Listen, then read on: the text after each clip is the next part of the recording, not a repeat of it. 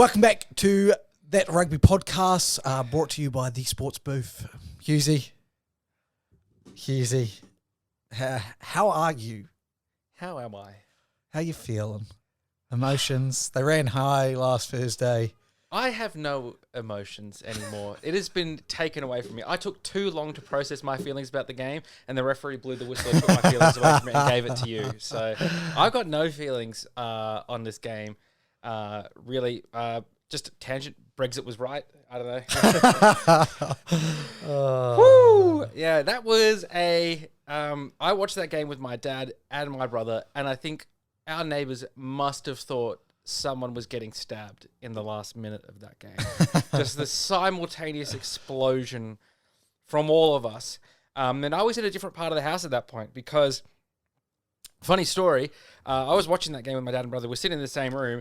And then when we went down, what was it, 31-17 or whatever it was, at that point I got up and walked out. And I was messaging you at the same time. I'm like, I am cursing this Wallabies team right now. Every time I look away, they do something good. Every time I'm watching, they do something bad. I'm just going to go away and not watch the game. So I went to my room and I put the game on a screen, but I wasn't actively watching. I was doing like anything else, just browsing social media. I think I put something on Netflix or something else. Yep. I just wasn't actively watching it. Every so often I'd look back, oh, Australia scored again. Oh, Australia scored again. Oh, we're in front.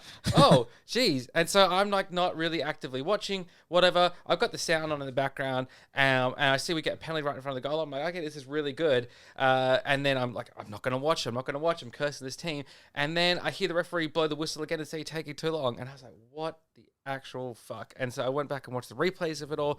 I mean, we'll get into a bit of a discussion about it, but geez Louise, do you reckon you, for a split second, maybe turned your head and watched, and that's what cursed? It could have been out of the corner of my eye. You were like, it could have been did I just see Fekete win a penalty? Did I see that? And then you know it probably was? Caught eyes with the ref or something. It was the glass of water I had on my desk. I was seeing the refraction of the light of the screen hit the glass and into your eyes, and then the referee knew from there. He had a job to do. He got the signal, and he's like, okay, Hughesy's watching the game. We're good to steal it from the Wallabies. We're good to call a call that no one has ever called before in the history of rugby, and no one will call again for another 20 years.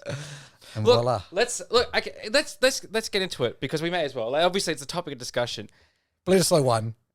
It was a good game up until that point. End of the game. Let's touch on the points. So Bernard Foley. Well, look, Fekete wins a very good penalty after a line-out maul that gets brought down about 5 metres out. Yep. Fekete wins a good penalty. Bernard Foley steps up to take the kick out. Obviously, as any good first five does, bites as much time as possible. The referee warns him. The referee blows time off, first of all, which is important. I think it is an important part of this discussion. Yep. So the referee has blown time off. So very little time has actually come off the clock with Foley standing around there. So I think that's very important. It's not as if Foley, wasted 90 seconds of time and it was past the end of the game, right? It was, I think in totality he used 39 seconds. Yeah, something like that. That was the in number that they've come up with. Yeah, and this has been quoted to me. I haven't done my research on this because I've been too angry. But apparently, the rule for wasting time or the precedent for wasting time is 90 seconds. So, incorrect. So what do you have the actual number? No, there's no number. There's no number. So rule. That's why I said precedent. For precedent in past times. So 90 seconds is for conversions. Maybe even kicks at goal for the penalty. A penalty or a free kick must be taken without delay is what 20.5 says. So 20.5, the rule book says must be taken without delay. Now, you've got to apply some comments. We talked about this before with rugby referees and applying common sense. The thing for me is that if this was a consistently called thing in world rugby, I would have much less of a problem with it.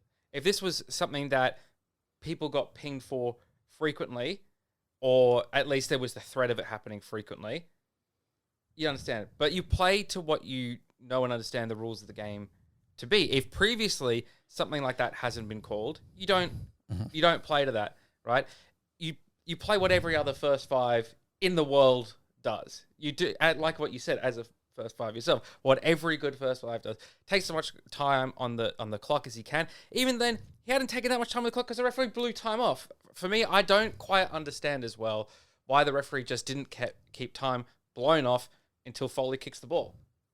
Like, then that way you waste zero time. Again, this is the issue with World Rugby, and I'm gonna put my perspective out, and then you can hear it, and then you can counter argument.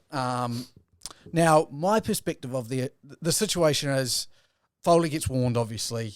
Fekete I don't know how Fekete for me is incredible as a rugby player because he can obviously sense that the ref hasn't been on your good side the whole game because he's screaming at Foley to get it out. Like we can all agree that this is a pretty archaic kind of rule. We haven't really seen it that often, but for some reason Fekete knows it's going to be called, and I know that everyone's like in New Zealand is like their own player was screaming at him. Like, okay, like that's more of a play from Fekete than it is from Bernard Foley. Foley making a mistake.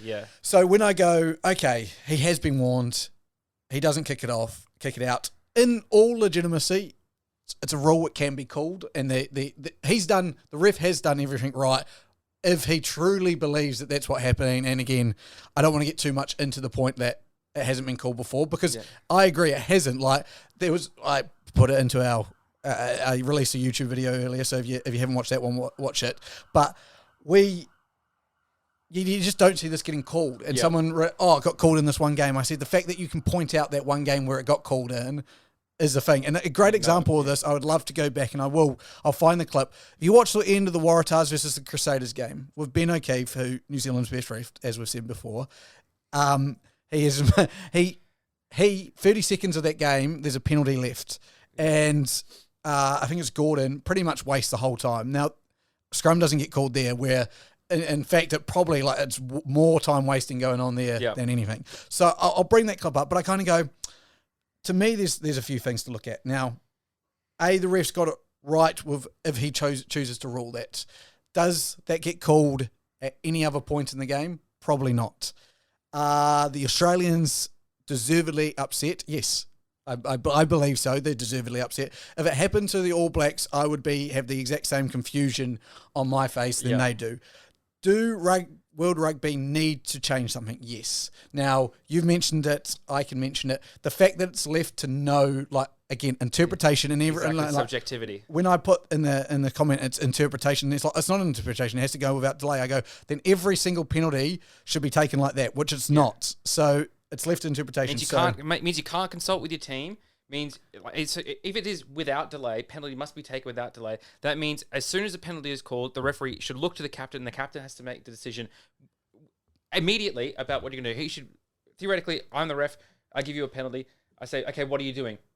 Kicking it out. That's without delay. Right then. Done. Right then. Gone. But if you go, if I say... Sam Whitelock, come over here. I just want to talk to you. Let's talk about the line out. How's our line out looking? Yeah, none of that. It has to be taken there. And not even that. That's before we even get to the point of the kicking.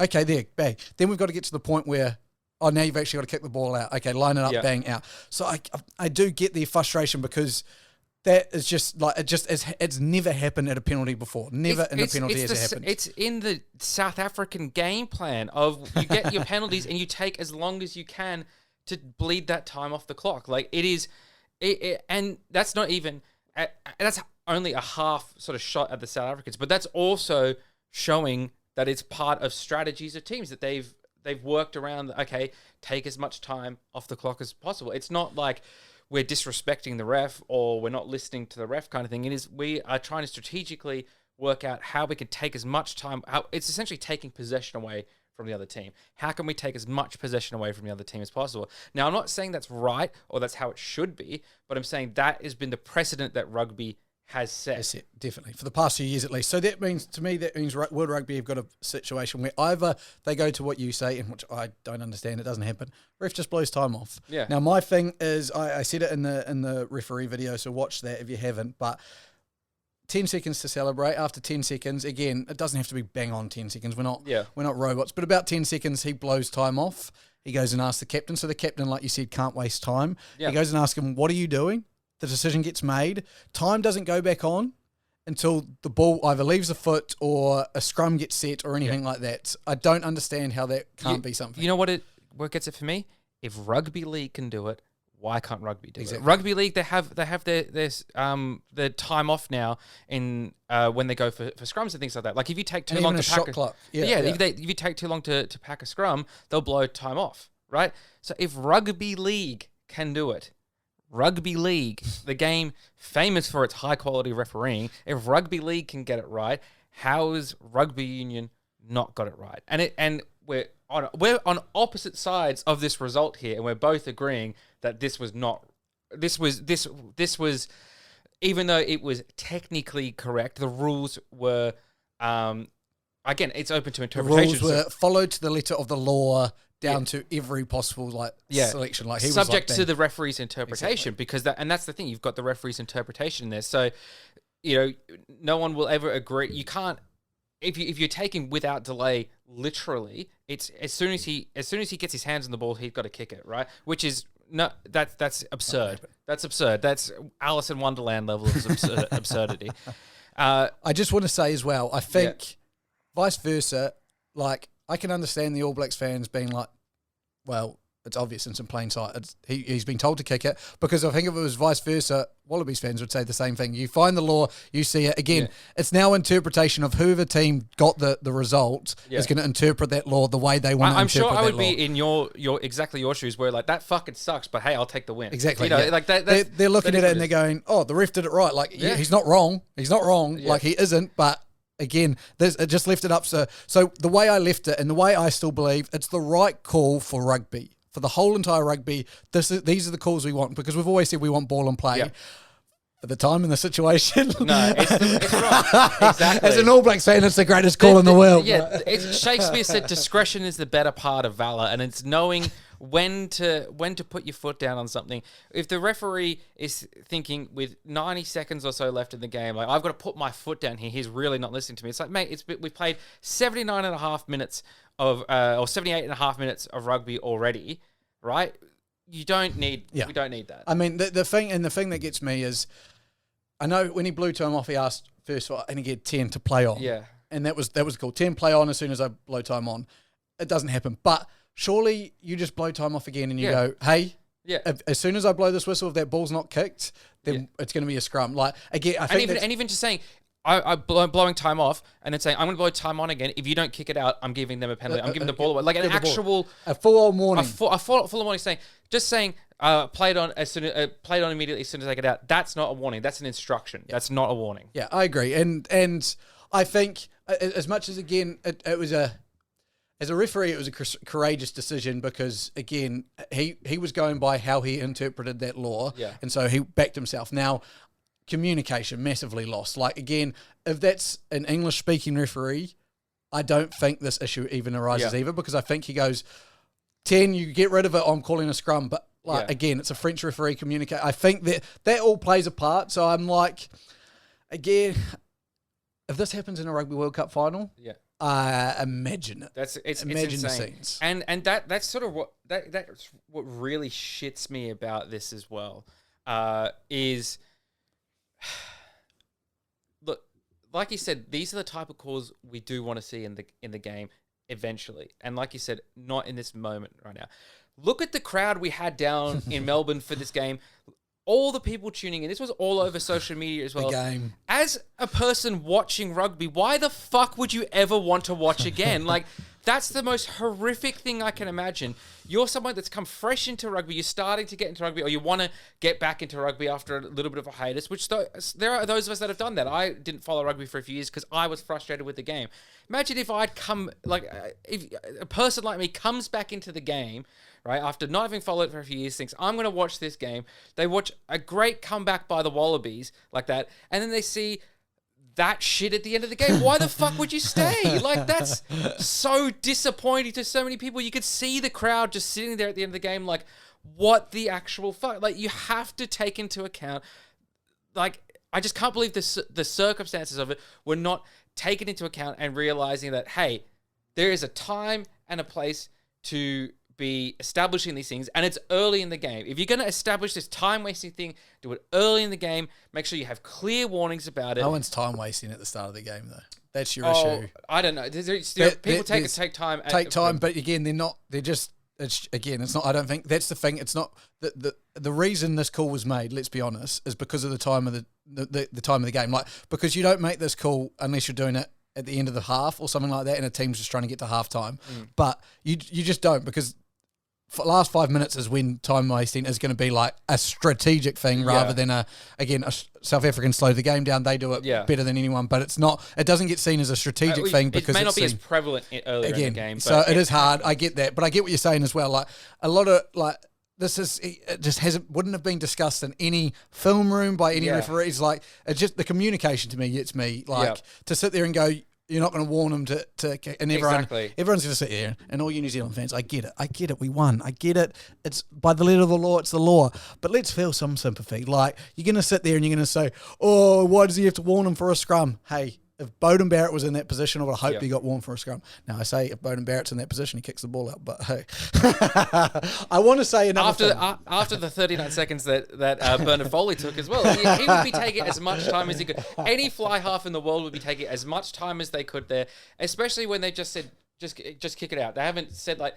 you're right, like when we had, I will say for Ben O'Keefe, when we've said, his standard of refereeingmanship, umpiremanship, whatever you want to call it, right? He will say, give you a warning. He'll be quite stern in what he's saying. He's a good communicator, and that we've seen that with other referees as well. They will get their point across clearly that next time you do something like this, I'm pinging you for it. Yeah. And especially, like, if you're going to take into account that it's towards the end of the game, and so that's why there's time wasting being involved. You also need to take into account that, okay, I need to be very clear about what the consequences of this are here. 100%. Right? Because especially for things like, as well, like use it off the back of a ruck as well. Use it. People take 5 to 10 seconds after that to actually bloody use it. Yep. Right? The countdowns in malls when the malls aren't moving. 1, 2, use it. 1, 2, use it. Yeah, that takes like 10 seconds there as well. Like there's you've got to. You've got 2 examples with Richie Mo'unga's. Both his conversions took longer than the 90 seconds. Yeah,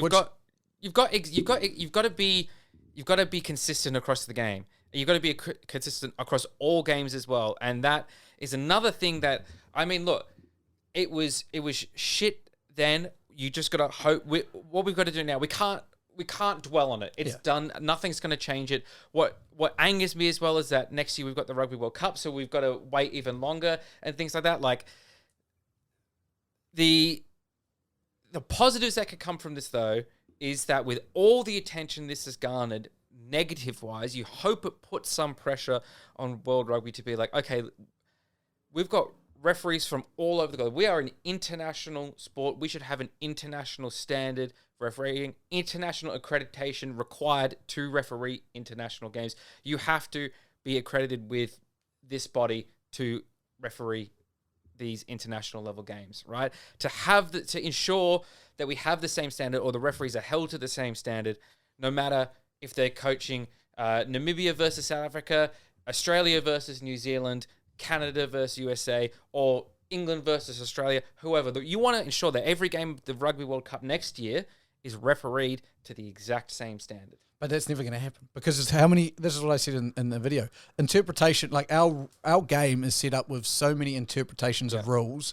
Every game's going to be slightly different because of the referee. And it's not, like I said, it's not them being inept. It's not them being consciously biased. It's not even them being, stupid. Like, it's just purely because their interpretation, his interpretation was, you're wasting time, I can call a scrum, I'm calling it. Whereas, again, Ben O'Keefe, just to chuck his name out there again, may have been his interpretation mean, you're wasting time, I'm telling you if you don't use it, I'm not going to call a scrum. So it just that's what irks me. That could be the other positive that comes out is a review of the laws, and there are things that need to be changed. We've seen that rugby has been willing to look at certain things, or different rugby bodies have been willing to look at the laws and change it up, and it's necessary for this game to bloody survive, I'll tell you that much, with the way that other sports are going and rugby being left behind.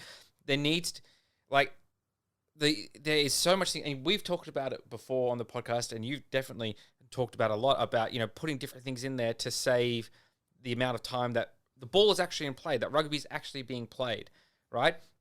Because half the comments I saw about this call were like, this fucking sucks, but look, hey, if it means they're going to start getting the game played more, then great. You know, like how much time are we wasting? And other comments like, you know, how much time are we wasting at other points of the game waiting for people to fucking pack a scrum? Like, good for the game. The call was good for the game. As bad as it may be feeling for you. It's good and bad for the game. It's bad in the short to medium term about the fallout from this game and being like, for people watching and thinking this is fucking stupid. Yeah. It can be good. It can be good long term if this leads to stuff being more consistently called like that. Laws changing to that's the other thing. Yes, and as we said, it leaves it up to interpretation of the referees on the field. Right, the referee shouldn't have to be interpreting what the laws mean on the field. Right, they're not judges. Right, they're referees. Yep. Right, and even you look at legal environments. Judges that have to interpret laws and things like that, they take fucking age to do it. How are you supposed to do it in a split second on the field? Like, it's just not humanly possible, right? So the interpretation of the law should be taken out of the referee's hands as much as possible. What should be left in their hands is judging when those laws are breached on the field, basically. Like, that'd be like, I mean, there's controversy about this, about police officers interpreting the law. Police officers aren't responsible for interpreting the law. They're just responsible for enforcing the law. They get this, and the interpretation is taken out of their hands as much as possible. They should just be judging whether or not a law is being broken. And that's what referees should be doing. They shouldn't be out there interpreting like, okay, without delay. What does without delay mean? Is it enough time for the brie to melt on my cracker? Like that shouldn't be running through Raynell's mind there. You know, it should just be, you know, like, okay, we've got, let's say, 30 seconds on the clock. As soon as the 30 seconds pass, time's off the clock. I will blow time back on when the kick comes. Yeah. Simple as. And that completely solves the problem. Then you don't have time wasting. You've got maximum 30-second time wasting, right? Yep. People can take the time that they need. And you can even have a proviso in there that if a team takes longer than 90 seconds, give them a warning. And if they take a further 30 seconds from there to get the kick gone, you give a free kick to the other team, right? You can have all of that sort of shit in there, right? That's perfectly acceptable to have in there. Why not have that in there? Why not spell it out to the letter, the exact procedures the referees need to follow? That would be heaven, to just have it spelled out exactly for you, so you never have to say, this is me making that decision, this is what the law says. The law says XYZ, I followed XYZ, the procedure says XYZ. You can coach it to the referees, you can coach it to the line judges, you can coach it to the refs in the bunker. Yep. Like a good example to that is the NRL, I think. And you know the shepherding rule? Yeah. For so long, that was such an interpretation. They just went, fuck it. You know what? You run behind someone, you catch the ball on the inside shoulder, it's shepherding if they touch them. It doesn't even matter if they take a fucking dive. We don't care. Yeah. If you touch them, then just take that out. And look, again, it is. I don't think there's been a shepherding call where we've gone, that's the wrong decision based on what we know, because we now know this is the rule. So I think I'm really hopeful that that will change. And we can even see examples within rugby, right? And as much as there is disagreement about how they break down whether or not someone gets a red card or not for a high shot to the head, they have a step-by-step procedure in there. 100%. Now, you might take issue with the step-by-step procedure itself and think that should be changed. That's not the argument. The argument here is that they have that. Yeah, you know what's going to happen. You see it and you're like, and to be fair, like you're saying, good credit to Rugby Union. They've gone, like, when you see a collision, you're 90% sure if it's going to be a red card. You're like, oh, yep, that's a red card. That's pretty bad. I do have a couple of things I just want to finish off on. I do want to say that was a very hard game to referee. Like, there was a lot going on there from both teams. Hell of a game. Yeah. I called it in the pre-last podcast. I said 31-28. Yeah. It was even higher scoring. Yeah. Thought it would be a classic. It was. There's another thing I want to say. A lot of Aussies were talking about they had one hand on the cup. All right, they had one hand on the cup. That was all I kept hearing. No. Can I just say, all right, to you Aussies, you're going to have to come and do something that you haven't done for 40 years. Yeah. For 40 years, you were going to have to come into Eden Park and win. This was the easy part, and you made it extremely hard on yourselves, all right? Yeah. So, like, as much as, controversy all you want, you know, it'll be a controversy now if you go to Eden Park and win. Yeah. But... like, let's see what happens this weekend before we start. For me, that's not even in my mind when I look at this game. I'm too mad about this game to even think about, like, we had a, we basically won the Bledisloe. We'd done the hard yards. No, we hadn't done the hard yards. We'd done half of the work. We'd done 50% of the work, and that's being generous considering our record at 50%. But the fact of it is that it was a game. Just looking at the game in and of itself, and that's what pissed me off the most, because the Aussies played so well. They put their heart and soul into it. You could see, having to dig deep from when they were 2 men down with 2 simultaneous yellow cards and things like that. Bullshit yellow cards like Jake Gordon's one, where he got bowled over by big people and he got yellow carded for collapsing a maul. It's like, no, he's just a halfback, man. He's just a back, right? He's just a back. He's just small. And there's calls this way that, I will say Darcy Swain lucky not to get a red card for what he did there. I mean, Darcy Swain's lucky to be in the Wallabies at the moment, I think. Oh, mate, he's got to get that stuff out of his game. Yeah, I truly don't think it was... Like, Darcy Swain is one of those, we've always said it, locks, there's always something, a screw missing with they're locks. so high up there, the oxygen's thinner, just cutting them off, yeah, exactly. Yeah. So there's something going on there. But he plays on that line where it's like aggressive and then too far. I don't think he intentionally went to take Quinta Pyra, and I think that's a lot of New Zealanders are like, oh, he went and did this, rah, rah, rah. I don't think he intentionally, he just is aggressive, saw an opportunity to get a breakdown out. It was a bad breakdown. He definitely missed the mark just as much as a bad tackle. I think there was enough, it was the force of it as well, and the direction and everything, the wrapping of the leg. It looks terrible, and it is terrible. I don't want to say that it's not, but I don't think when he steps on the field, Darcy Swain isn't the type of guy to go, I want to intentionally hurt someone. Yeah. He's a lock with a loose screw who made another mistake, which they're starting to pile up, which is unfortunate. There's a difference between being an idiot and being a dirty player. Yeah, and Darcy Swain's an idiot. Yeah, yeah. Right? You can tell who the dirty players are, the ones that are going out there to hurt people. You can pick them out pretty easily. Yep. Yeah. I mean, I'm going to talk mainly about the Australians, but Jake Gordon I thought had an amazing game. That try saver was spectacular. Foley, for someone that's playing Wallabies rugby for the first time in 3 years, something like that. Yep. Came in and did a fantastic job as well. Like, it was a little slow at the start, but he got back in the rhythm of the game, and it was great to see. I mean, we were talking last week on the podcast about the back row, swapping out Leota and Pete Samu, putting them into the starting lineup. I think they Pete Samu. They definitely listened to us and got motivation from that, because they had I said, who's going to steal your ball? And then Pete Samu was like, well, you know what? I don't need to steal ball. I just fucking run over everyone. So yeah, fair enough. So look, I think, it's tough to swallow as a Wallabies fan. It's another great sign of improvement that comes with a loss. Yep. Right. And that's hard to keep having to swallow that. We're getting better, but we're not winning. Right. That's what it counts at the end of the day. Is you've got to win. I mean, look, no one's out of the rugby championship yet. Everyone's got, and the one thing that's positive that came out of it is we got a bonus point. Right. So everyone's still in the game. Yep. Right. Theoretically. Yes. Mathematically speaking, yes. The impossible needs to be done, or the near impossible needs to be done for you lot. Yeah. I will say, I fought Fiketi as well, another one who put his hand up. Didn't do a lot, obviously, with ball in hand, but on defence, I think he had 2 really good steals, so I was impressed with him. I was really impressed with the Wallabies comeback, because I thought it was dead and gone when it was 31-13. I thought, I must say our wingers need to work on their defence. That was Caleb Clark, loves it. He talks about rugby league and loves it, and he loves a good winger jam, apparently, because, boy, he jammed a couple of times.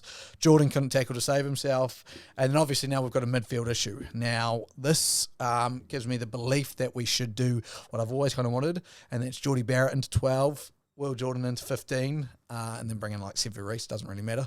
And then obviously Roger on the bench. Roger must come in. Where's Roger must get some game time. This is the time to use him. I'd be bringing him on 55, 60th minute for 20. It's his home ground, technically Eden Park, right? Australia's not won there in 40 years, so it should be a low-pressure game, right? Yep. For Ian Foster to plug him in. I mean, for me, I want to see Suliasi Vunivalu get some game time for the Wallabies. Like, it's good to have that extra strike power. I think, obviously, Corabetti's probably the world's best winger at the moment.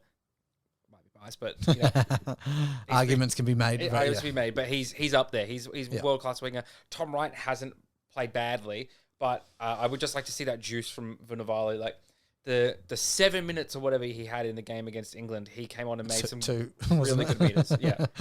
Well, No, counting all the time wasting and the clock. I see. It's actually 7 minutes of real time. Of real time. I see. Yeah. So it's. I'd like to see him get his hand on it, especially if they think he's going to be part of the Wallabies' future, which they evidently do because they keep including him in the squad. Like, start blooding him already. At this stage, what have we got to lose? Yep. What have we got to lose? Nothing. Like as you said, we haven't won an Eden Park in 40 years. It's the impossible, right? Like what have you got to lose at this stage? Yeah. What have you got to lose? Agreed. Enough about that. But what a game it was. I will just touch to finish off. That was it lived up to expectation. Again, I know, like you said, it's tough when you're playing really well, but you're not getting the results. And I think you've actually dropped down to 9th in the world in the rankings. But those are made up in the science lab somewhere. Last shout out. Did you notice our lineouts and how they actually worked when? And then what happened when Whainga came on? Yeah, that's what I said. I was thinking. Everyone's kicking up this controversy. Let's be honest. You found touch. Whainga overfroze it. We score from the line out. Yeah. Don't even worry. It was going to happen anyway. Geordie Barrett was going to score in the corner. It's crazy the drop off. I just don't understand, man. Like, can we just clone Parecki or something because Whainga is good around the ball. Like the stuff he does at Mauls, it's fantastic. He just needs to get that right. I don't know what it is with him and line outs. I don't know. Yep. I really don't know. He's got to work on it. Yeah. He's got to work at it because we finally found a consistent hooker that can do line out throws after how many years? Like, we just need, I don't know. They should be roommates or something when they're on tour and just like practice throwing the ball at a wall or something. Like, he's just got to. Maybe he's got to do the Parecki and hold it like right in front of his face like this. Yeah, change his style. Something's got to come up. It's just it was incredible to see how much, we made mistakes. And so obviously, because when you fall behind that much, you've obviously made some mistakes, right? But think about how much worse and how much more compounded it could have been if we'd been fucking up the line out as well. As the whole game, yeah. Exactly. And I mean, he was like all over the field as well, chasing down kicks and stuff. He's just, got to be one of the surprise players of the year. I mean, you called pretty early on into the Super Rugby season that you thought he was sort of a player to watch or someone that you would include in a good team or something like that. So you had your eye on him early, but yeah, he's definitely proven his worth in the green and gold. 100%. Okay, let's move on to the other game that occurred in the Rugby Championship. Yeah, I know, surprise. Thursday just kind of carried all the way through to Sunday, and all of a sudden we're now like, there was another game. Argentina losing to the Springboks, meaning the Springboks and New Zealand are now tied on Rugby Championship points. I think they ended up stealing a bonus point back, did South Africa. But it was closely fought. South Africa went in with a lead at the break. Argentina worked their way back until the 67th-ish minute, 68th, and then Springboks ran away with it. But again, it's that Argentina improvement we're seeing. At home, you would have loved for them to stand up and take another win from, split every series. They can still do it, go to South Africa and get a win. Pablo Matera is an absolute beast, like a workhorse for them. So it's been a long rugby championship for them. You've got to think about that. Like, they've stepped up twice, beat Australia once, went to New Zealand and beat New Zealand, which doesn't really happen, hasn't ever happened for them. So it's probably been a long rugby championship, but they can put in one more performance. It'd be huge, especially for us. Look, if this is the year this is the year of firsts, right? Ireland winning in New Zealand and winning that series, right? Argentina going to New Zealand and winning. If there's any year that we could win an Eden Park, it could be this year. And you've had injuries and things like that. It's Jim Carrey, so you're telling me there's a chance. There's a chance. There's a chance. So obviously a big weekend ahead. Yes. Eden Park. I guess it has taken a little bit of shine off the fact that I don't have to get a tattoo because we kept the Bledisloe safe in the cabinet. Hughes's one of the predictions for the year has gone down the drain because you didn't win the Bledisloe, and we said it was a year for a lot of firsts, but that wasn't one of those ones. First time in a while. Yeah, rightfully, we should still be thinking that it's a possibility this weekend. But I feel so good. I just want to touch base quickly on the Wellington Lions My home team, jersey on and everything, so you can see it. They won the Ranfurly Shield, which hasn't happened in 14 years. I don't know, do you know much about the Ranfurly? The log of wood, as they say, it is like the one kind of thing keeping our NPC together. Yep. So it's this shield that whenever you play at home, as long as it's not in the final series, you have to defend it. So it goes on the line. So every single time it goes on the line, you have to defend it. Hawke's Bay had it for most of last year, I believe, at least towards the end, and had all of this year, 14 defences all up. So it's a pretty good run. We, as considered one of like the power teams, because you have the 5 power teams, which is Otago, Waikato, Canterbury, Auckland, Wellington, all like the Super Rugby home-based franchises, haven't had it for 14 years, which is criminal, like absolutely criminal. We fucking went out there and we won it, and oh my God, I was so excited. I had the phone up because we had some friends over watching the AFL, and I was just like, fuck, we're going to do this. And I just I thought we'd find a way. I thought every Wellingtonian thought we'd find a way. We, funny enough, stole the ball with about a minute and a half to left, and I was like, "Oh God, is this going to be the same thing?" Then they managed to steal it back and get a penalty. Yeah. They managed to get all the way down the park and have a line out 5 metres out, or 10 metres out, maul it, collapses, so they get a penalty again. So, and Hawke's Bay are renowned for their maul. Every maul they go to, they score. I think their hooker's got about 8 tries already in this season. So 5 metres out, kick for the corner. Line out. Who do you think goes up and steals the ball? Just the nicest guy in rugby. Oh. The nicest guy in rugby. James Blackwell gets up, steals the ball, steals a famous Wellington victory as we kick the ball out, and the Shield is coming home. Now, New Zealanders and stealing trophies name a more iconic Shield. It felt good though. I mean, that's 2 trophies for me in 2 trophies stolen in 1 week. In 1 week, how good! Back in the day, that would have got you sent to Australia. At all. Now, what I need to say, I need it for all of our viewers, especially in the Wellington region. We are facing Waikato this week. The Shield's on the line. All right, Waikato are the top team in the country at the moment.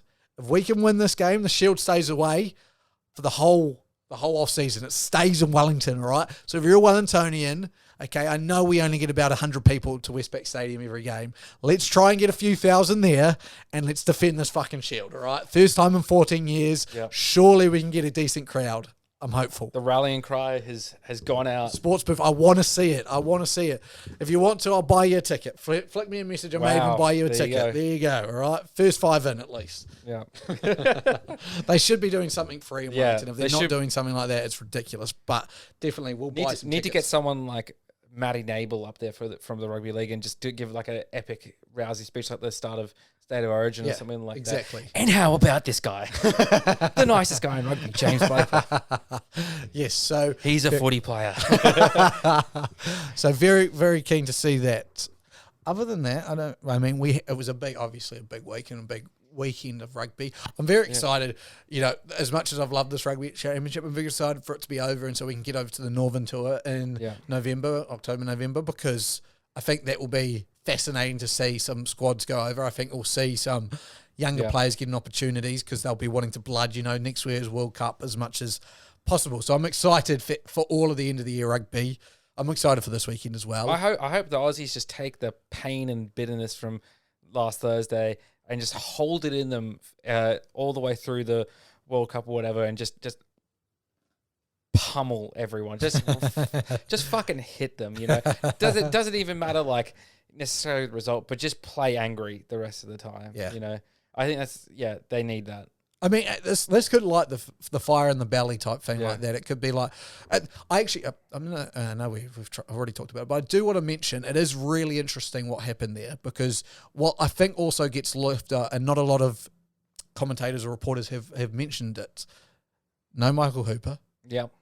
No James Slipper, because he was out injured as well. So Nick White's the captain. Now, Nick White, not I wouldn't say the friendliest with referees as a number 9. Not the most diplomatic. Exactly. Of number 9. Now, still saying that, he hadn't done anything wrong up until that point. I don't want to point at him.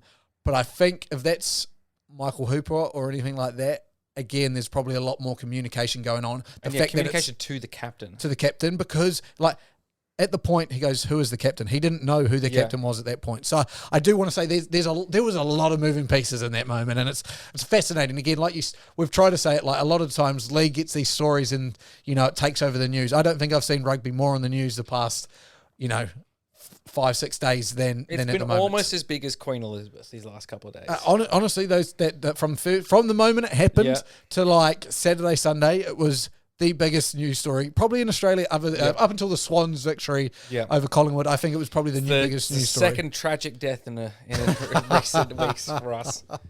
You Aussies are doing it tough, aren't you? Yeah. 9th in the rankings. You've lost your queen. Can't hold a Bledisloe to save queen yourself. as well. Yeah, right. But like if that was the only thing I lost this week, Yeah. because I actually won something. Yeah. You lost your NFL game as well, right? This is a rugby podcast, mate. Yeah, We'll stick on topic, Anyway, it's been fantastic for you joining us to revel in my victory. Obviously, well-deserved. Nothing taken for granted. The French we love, except for when we have to play them. But yeah, thanks for joining us. We will catch you again next week, wrapping up at least Bledisloe 2, and then maybe seeing what's ahead in the world of rugby. See you later. Peace. You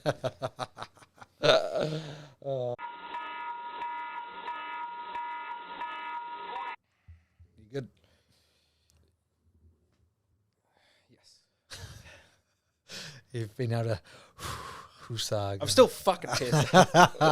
I'm still fucking pissed. It makes me... It's just so infuriating. I honestly, it would have been hilarious if we had done a live commentary of it. Like, imagine. I would have fucking. Imagine if we. I would have caused some property damage. Lights everywhere. Yeah, I would have. Yeah, fuck. It's just, I just couldn't. But like, that's what you call. Like, of all things, never before, never again. Like. Like, I can understand if it was like some other rule, like they'd like legitimately fucked something up, but no, it's just classic Wallabies, really. No, it's the fucking classic refereeing. Just what a fucking shit. What an actual. Jesus Christ. We need another, like, I don't know, we need to just remove France, whatever.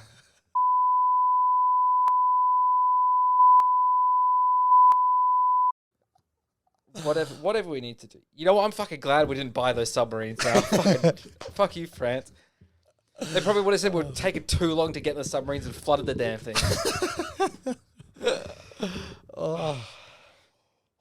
Okay, let's get on to rugby league. Shit. Yeah. Fuck, that was good.